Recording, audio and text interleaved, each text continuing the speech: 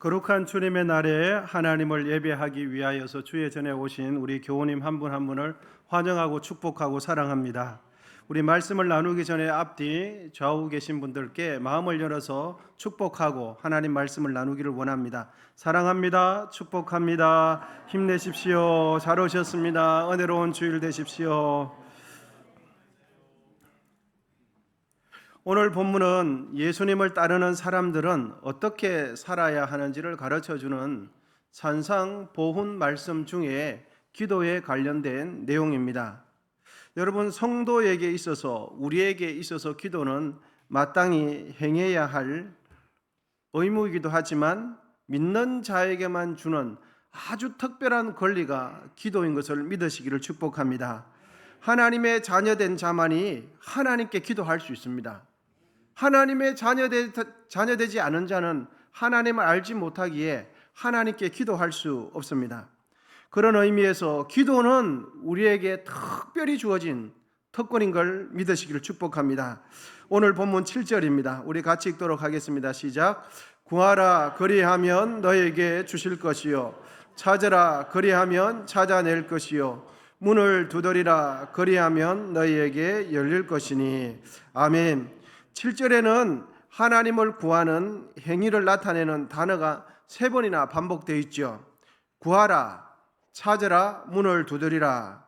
이 모두는 하나님께서 기도하면 응답해 주시겠다는 또 다른 표현이 되는 것입니다.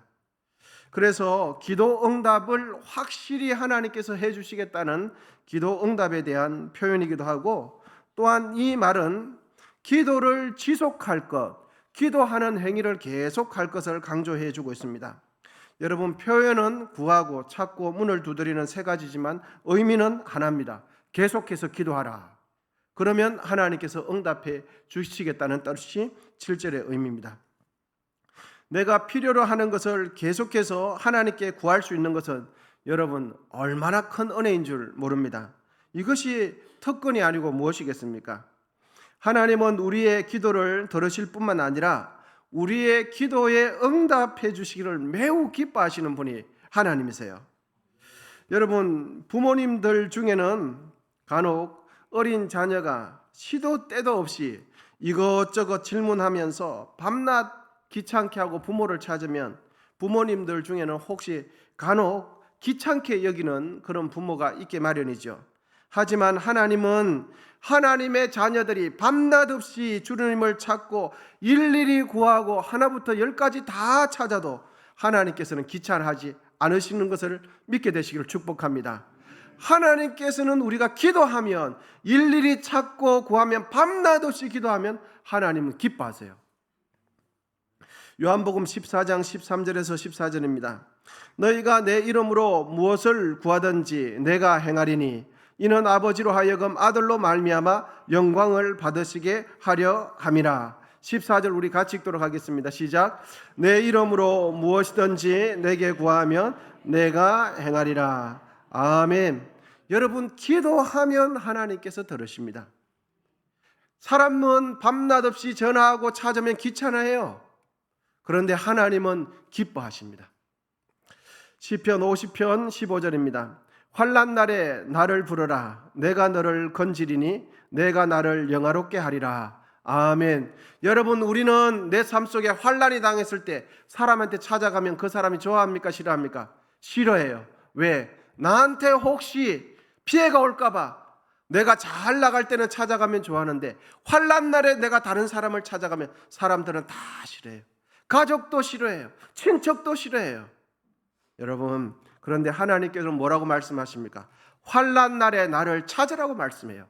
왜냐하면 그 환난을 하나님께서 책임져 주시고 해결해 주시기 원하시기 때문입니다. 여러분, 오히려 하나님께 구하지 않고 기도하지 않는 이들을 하나님께서는 기뻐하시지 않습니다. 하나님은 우리의 기도에 응답해 주심으로 하나님의 사랑과 능력을 우리에게 보여주시기를 기뻐하세요. 하나님께 구하며 기도하는 사람이 하나님을 기쁘시게 하는 사람입니다. 밤낮 없이 하나님을 찾고 하나님에게 도움을 요청하는 사람이 하나님을 기쁘시게 하는 사람이에요. 하나님께 기도하는 자가 겸손한 성도입니다. 하나님께 기도하고 간구하는 자가 하나님을 하나님으로 인정해 드리는 성도가 되는 것입니다. 여러분, 하나님을 믿으면서도 하나님께 기도하지 않으면 하나님께서 편안해 하시는 것이 아니라 하나님께서 원치 않으세요. 하나님은 밤낮 없이 주님을 찾고 기도하는 자를 하나님께서 기뻐하시는 것을 믿으시기를 축복합니다. 예레미야 29장 12절에서 13절입니다. 너희가 내게 부르짖으며 내게 와서 기도하면 내가 너희들의 기도를 들을 것이요 너희가 온 마음으로 나를 구하면 나를 찾을 것이요 나를 만나리라. 할렐루야. 여러분, 하나님께 기도하면 응답받습니다. 기도하지 않아서 하나님을 경험하지 못하는 것이지, 하나님은 밤낮 했던 말 또 하고 또 하고 하나님은 간절한 마음으로 기도하면 하나님 받으세요. 하나님께서 오히려 기도하지 않으면 하나님께서 서운합니다. 야고보서 1장 5절입니다. 우리 같이 읽도록 하겠습니다. 시작. 너희 중에 누구든지 지혜가 부족하거든 모든 사람에게 후히 주시고 꾸짖지 아니하시는 하나님께 구하라. 그리하면 주시리라. 아멘. 우리가 하나님을 믿지 않아서 기도 안 하는 겁니다. 우리가 하나님을 믿지 않아서 기도 안 하는 거예요. 그런데 하나님을 믿고 기도하면 하나님께서 들어주신다고 말씀해요. 여러분, 하나님의 말씀이 진리인 것을 믿으시기를 축복합니다. 그리고 내가 기도하지 않는 것은 이런저런 핑계거리가 있는 것이 아니라 내가 하나님을 믿지 않아서 기도 안 하는 거예요. 그러므로 여러분, 기도하면 응답 받으신다는 것을 확신하게 되시기를 축복합니다. 그러므로 우리 모두 기도하는 일에 힘쓰는 성도 되시기를 축복합니다. 기도하는 일에 힘을 쓰는 그분이 하나님을 기쁘시게 해요. 그럼 하나님께서는 우리의 기도에, 그럼 우리는 기도하지만 우리의 기도에 하나님을 어떻게 응답하시는가? 우리 같이 한번 읽도록 하겠습니다. 시작. 하나님의 지혜와 방법을 따라서 응답하십니다. 그렇습니다. 기도하는 부분은 우리입니다. 그런데 응답하시는 것은 하나님께 있어요. 기도하는 것은 나에게 있지만 응답은 하나님께로부터 오는 것입니다. 여러분, 하나님의 사람, 성령이 충만한 사람, 사도 바울 아십니까? 사도 바울에게는, 그렇게 성령이 충만한 사도 바울에게는 해결하지 못하는 병이 하나 있었어요. 질병입니다. 그 병이 어떤 병인지는 성경에 기록이 없기 때문에 병명을 알 수는 없지만 사도 바울의 몸에, 성령이 충만한 그 사도 바울의 몸에 질병이 하나 있었어요. 그래서 사도 바울이 그 질병 때문에 늘 불편하고 힘이 드니까 하나님 앞에 간절히 3번을 기도했어요. 여러분, 그때 사도 바울에게 하나님께서 주신 기도 응답은 이것이었습니다. 사도 바울의 몸에 있는 병이 치유되지 않고 그대로 두시는 것이 하나님의 응답이었어요. 고린도후서 12장 7절에서 9절입니다. 여러 계시를 받은 것이 지극히 크므로 너무 자만하지 않게 하시려고 내 육체의 가시 곧 사단의 사자를 주셨으니 이는 나를 쳐서 너무 자만하지 않게 하려 하심이라. 이것이 내게서 떠나가게 하기 위하여 내가 3번 죽게 간구하였더니. 우리 같이 읽도록 하겠습니다. 시작. 나에게 이르기를 내 은혜가 내게 족하도다. 이는 내 능력이 약한 데서 온전하여 짐이라 하신지라. 그러므로 도리어 크게 기뻐함으로 나의 여러 약한 것들에 대하여 자랑하리니 이는 그리스도의 능력이 내게 머물게 하려 함이라. 아멘. 그렇게 기도 많이 하고 성령 충만한 사람이 몸에 질병이 있으니까 불편하니까 하나님 앞에 간절히 3번 기도했다는, 이 말은 힘이 닿는 대로 기도했다는 거죠. 그런데 하나님의 응답이 오기를, 병을 고쳐주지 않는 것이 사도 바울에게 응답이었어요. 여러분, 하나님께 3번이나 간절히 기도했지만 자신이 기도한 대로 응답되지 않았을 때 사도 바울은 어떻게 반응합니까? 기도 열심히 했는데 응답이 오기를 들어주지 않는 응답이 온 거예요. 바로 그때 사도 바울은 이렇게 고백합니다. 10절입니다. 우리 같이 읽도록 하겠습니다. 시작. 그러므로 내가 그리스도를 위하여 약한 것들과 능력과 궁핍과 박해와 공고를 기뻐하노니 이는 내가 약한 그때에 강함이라. 아멘.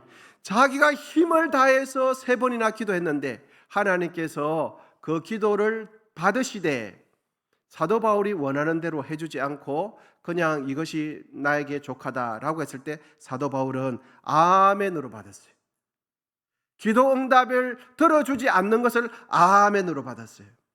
여러분, 하나님은 우리의 기도에 응답하실 때에 내가 기도한 대로 응답하기도 하시지만 내가 전혀 예상치 않은 방법과 형태로도 응답하시게 됩니다. 우리는 내가 기도하면 기도하는 그대로 다 응답되면 내가 매우 행복할 것으로 생각하지만 만일 그렇게 되면 행복이 아니라 우리에게는 파멸이 옵니다.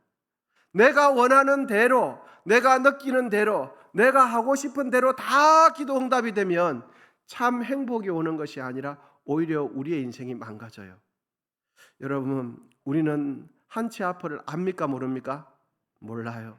지금은 당장 좋아 보여서 하나님 이것 해주세요, 저것 해주세요, 이것 되게 해주세요 하면 그 순간에는 좋아 보이지만 그것이 독이 될 때가 참 많습니다. 그것이 기도응답이 안 되어진 것이 너무너무 감사할 때가 참 많습니다. 그리스 신화에 나오는 이야기입니다. 신이 자신을 숭배하는 신이 미다스라는 왕에게 말을 했습니다. 당신에게 소원이 하나 있다면 나에게 말해 주시오. 그러면 내가 당신이 원하는 그 소원을 들어주겠다고 말했습니다. 그러자 그 왕은 곰곰이 생각하다가 이 세상에서 가장 귀한 것은 황금이니까 신에게 부탁했습니다. 나의 손이 닿는 것마다 황금이 되게 해달라는 소원을 빌었습니다. 그러자 정말 놀라운 능력이 나타나는데 그 왕이 자신의 손이 닿는 것마다 전부 다 황금이 되는 것입니다. 돌을 만져도 황금으로 짠 바뀌는 거예요. 나무를 만져도 황금으로 바뀌는 거예요. 쓰레기를 만져도 황금으로 바뀌는 거예요. 신이 난 왕은 하루 종일 황금 만드는 일에 열중을 했습니다. 너무 신이 난 왕이 왕비에게 이 사실을 알리려고 다가가다가 자신의 집에 키우는 강아지가 반갑게 자신에게 다가오는데 그 강아지를 껴안으니까 즉시 강아지가 어떻게 됩니까? 황금으로 바뀌는 거예요. 그리고 왕은 자신을 향해서 달려오는 사랑스러운 딸이 자신에게 안기겠다고 달려오는데 그 왕은 어떻게 합니까? 기겁을 하는 겁니다. 오지 말라고, 나에게 오지 말라고. 그런데도 그 딸은 그 아버지의 말을 잘 이해하지 못하고 아버지에게 탁 안겨버렸어요. 그러자 그 사랑하는 딸은 어떻게 되었겠습니까?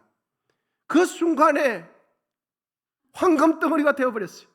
말도 못하고 숨쉬지 못하는 물질이 되어버린 거죠. 이제는 사랑하는 아내를 꼭 껴안았더니 아내가 물질이 되어버린 거예요. 황금덩어리가 되어버린 거예요. 배가 너무 고파서 밥을 먹으려고 수저를 드니까 여러분 그 숟가락이 어떻게 되겠습니까? 황금으로 바뀌어요. 그리고 수저를 들어서 밥을 퍼려고 하는 그 순간에 밥이 무엇으로 바뀝니까? 황금으로 바뀌는 거예요. 모조리 황금으로 다 바뀌고 말았어요. 그는 자기가 만들어 놓은 황금 세계를 바라보면서 해가 지는 황혼 저녁에 절망하며 절규를 합니다. 내가 원하는 것은 황금이 아닙니다. 나의 딸 메리에게 생명을 돌려주십시오. 내가 원하는 것은 황금이 아닙니다. 나에게 한 모금의 물을 주십시오. 내가 원하는 것은 황금이 아닙니다. 지나간 시절 친구들과의 우정입니다. 왕은 신에게 적시 찾아가서 다시 원래대로 되돌아달라고 간청했다는 이야기입니다. 여러분들께서는 지금 무엇을 위해서 기도하고 계십니까? 황금이 많아지도록 위해서 기도하고 계십니까? 내가 원하는 대로 다 되면 행복할 것 같지만 그 행복은 우리의 영혼을 유익하는 참 행복이 되지 못합니다. 그래서 하나님께서 우리가 기도해도 들어주시지 않는 것을 믿으시기를 축복합니다. 여러분 잊지 마십시오. 하나님께서는 우리의 기도에 응답하시되 내가 기도하는 그대로 응답하시지 않고 우리의 삶과 우리의 인생에 유익이 되도록, 우리의 인생이 참 행복이 되도록 하기 위해서 하나님의 지혜와 방법을 따라서 기도 응답을 해 주십니다. 열심히 간구하고 기도했음에도 불구하고 내가 원하는 대로 되지 않아서 여러분 혹시 하나님께 서운한 마음을 가지고 계십니까? 내가 그렇게 열심히 기도했는데, 내가 그렇게 액을 볼꼴 기도했는데 하나님께서 들어주시지 않아서 마음이 낙심이 되십니까? 바로 이때 우리가 꼭 기억해야 할 것은 하나님은 우리에게 기도 응답을 주시되 하나님 보시기에, 완벽하신 하나님께서 보시기에 선을 이루는 방식으로 우리의 기도에 응답하신다는 사실입니다. 얼마나 감사합니까? 로마서 8장 28절 우리 다 같이 읽도록 하겠습니다. 시작. 우리가 알거니와 하나님을 사랑하는 자 곧 그의 뜻대로 부르심을 입은 자들에게는 모든 것이 협력하여 선을 이루느니라. 아멘. 여러분 하나님의 선하심을 신뢰하십시오.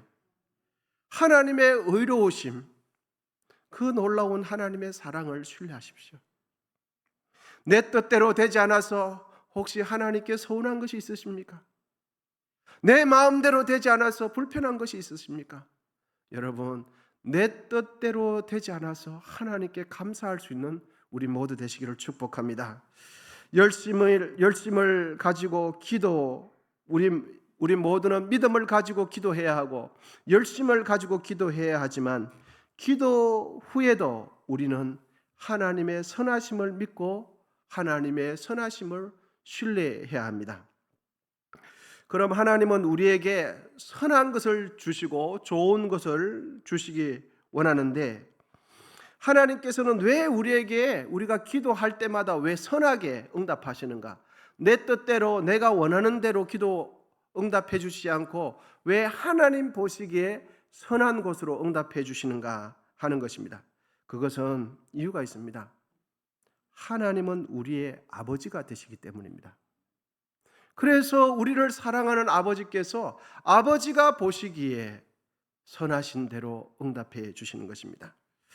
본문 9절에서 11절입니다. 우리 같이 읽도록 하겠습니다. 시작. 너희 중에 누가 아들이 떡을 달라 하는데 돌을 주며 생선을 달라 하는데 뱀을 줄 사람이 있겠느냐? 너희가 악한 자라도 좋은 것으로 자식에게 줄 알거든 하물며 하늘에 계신 너희 아버지께서 구하는 자에게 좋은 것으로 주시지 않겠느냐. 아멘. 악한 부모, 게으른 부모, 무능력한 부모라 할지라도 자식이 달라고 그러면 좋은 것을 줍니다. 철없는 자식이, 어린 자녀가 칼을 달라고 하면 칼을 주지 않아요. 악한 부모라도 그렇건만 하물며 하늘에 계신 아버지께서 우리가 기도할 때 좋은 것으로 채워주시지 않겠습니까? 여러분 유대 랍비 중에 한 사람이 이렇게 말을 했습니다. 세상에 자기 아들을 미워하는 사람이 있겠는가? 자기 자녀를 미워하는 부모가 있겠는가? 여러분 자녀가 배가 고파서 빵을 달라고 하는데 먹지 못하는 돌을 줄 부모가 있겠습니까? 당시 팔레스타인 지역에는 만져보기 전에는 빵과 구별하기 어려운 돌이 있었다고 합니다. 이처럼 돌이 비록 빵과 외관상 유사하기는 하지만 배고픈 자녀가 빵을 달라고 하는데 하나님께서 먹지 못하는 돌을 주시겠냐고요. 배고파 빵을 달라고 하는 자녀에게 돌을 주는 자녀가 없듯이 하나님은 우리가 기도하면 결코 우리의 기도를 외면치 않으시고 반드시 우리의 인생에 선이 되도록 유익하도록 응답해 주시는 분이 하나님이세요. 하나님은 선하신 우리의 아버지가 되십니다. 배가 고파서 생선을 달라고 하는 자녀에게 어느 부모가 뱀을 줄 부모가 있겠습니까? 유대 음식 규범에 따르면 뱀이나 뱀장어, 비늘이 없는 물고기는 불결한 것으로 구분되어서 먹을 수 없는 생선 고기였습니다. 레위기 11장 12절입니다. 우리 같이 읽겠습니다. 시작. 수중 생물에 지느러미와 비밀이 없는 것은 너희에게 혐오할 것이니라. 아멘. 자녀가 배가 고파서 고기를 달라고 하는데 먹지 못하는 뱀을 줄 사람이 누가 있겠습니까? 육신의 부모도 자녀에게 그렇게 하건만 하늘 아버지께서는 우리에게 결코 해로운 것으로 주시지 않습니다. 여러분, 하나님은 우리의 선한 아버지인 것을 믿으시기를 축복합니다.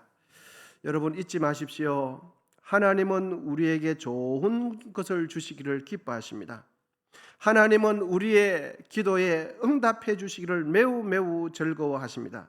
그러므로 하나님께 기도할 때 여러분 조금도 미안해하는 마음으로, 죄송스러운 마음으로, 송구스러운 마음으로 하나님께 기도하지 마시기를 바랍니다.